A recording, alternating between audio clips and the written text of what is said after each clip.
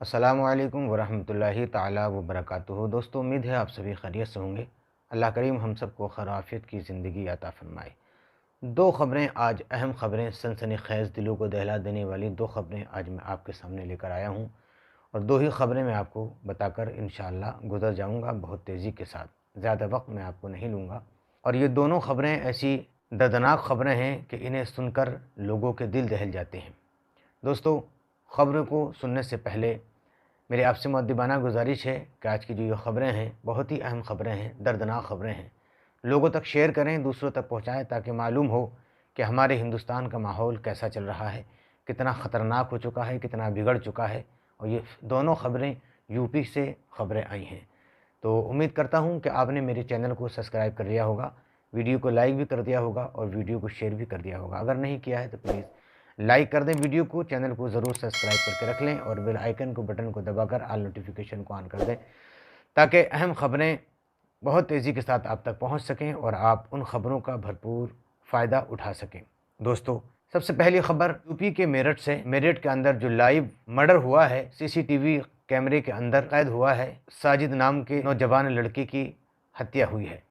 यानी मर्डर उसका किया गया है, उसको ख़त्म कर दिया गया है, चाकुओं से गोद गोद कर उसके जिस्म को छन्नी कर दिया और देखते ही देखते लोगों की निगाहों के सामने उसने अपना दम तोड़ दिया और इस दुनिया को अलविदा कहकर इस रमज़ान के पाक महीने में वो रुखसत हो गया।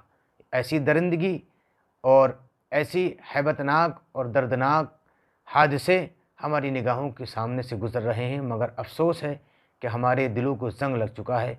इतने बुज़दिल हम हो चुके हैं कि अगर कोई हमारे सामने परेशानी में अगर है तो हम उसकी हेल्प नहीं कर सकते, मदद बिल्कुल नहीं कर सकते। पुलिस का कहना है कि अगर साजिद की साजिद की अगर मदद की गई होती और लोगों ने अगर उन मारने वालों को दौड़ाया होता, उनसे बचाया होता, तो शायद आज वो इस दुनिया को अलविदा न कहता और वो दुनिया में ज़िंदा होता है। बहरकैफ़ ये अल्लाह तबारक व तआला की मसलहत है कि वो शख़्स नमाज से ज़ोहर अदा करने के बाद वो अपनी कबाड़ी की दुकान जो चलाता था, दुकान पर जा रहा था। रास्ते में इन सगे चचाओं ने उसको पकड़ लिया और बड़ी बेदर्दी से चाकुओं से उसके जिस्म को छन्नी कर कर उसकी हत्या कर दी इस रमज़ान के पाक महीने में। यह ख़बर भी यूपी से है, यूपी के मेरठ से। यानी बाबा जी की सरकार में आपने देखा होगा कि जब यूपी का इलेक्शन नहीं हुआ था, हर एक की ज़बान पर ये बात थी कि यूपी का जो लॉ एंड ऑर्डर है बहुत सख्त है और अब यहाँ से जो है गुंडों ने, हथियारों ने अपनी बिस्तरे को बांध लिया है और वो चले गए हैं यूपी को छोड़कर।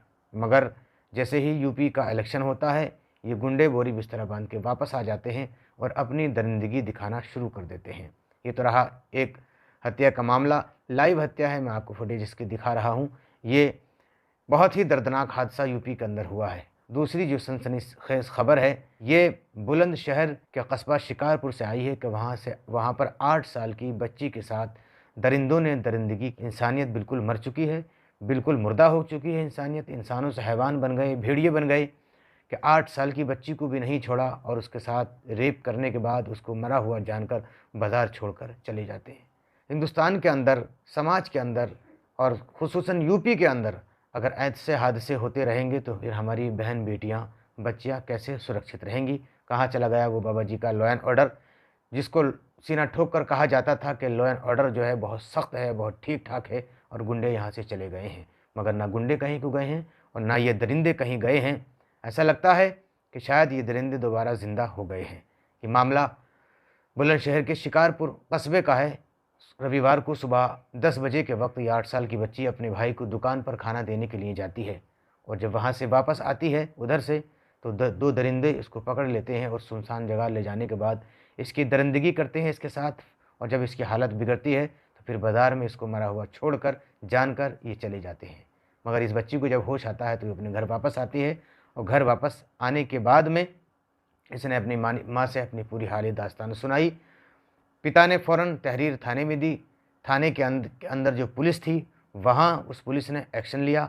एक्शन लेने के बाद रिपोर्ट को दर्ज किया गया और ड्रोन उड़ाने के बाद में मामले की छानबीन की गई। बच्ची को वो जगह दिखाई दी गई, लेकिन फ़िलहाल आरोपी अभी गिरफ्त में नहीं आए हैं। मामला दर्ज कर लिया गया है। यहाँ के लोगों ने योगी सरकार के ख़िलाफ़ नारेबाज़ी की है, प्रदर्शन किया है और जमकर जो है प्रदर्शन किया, जमकर नारेबाज़ी की है।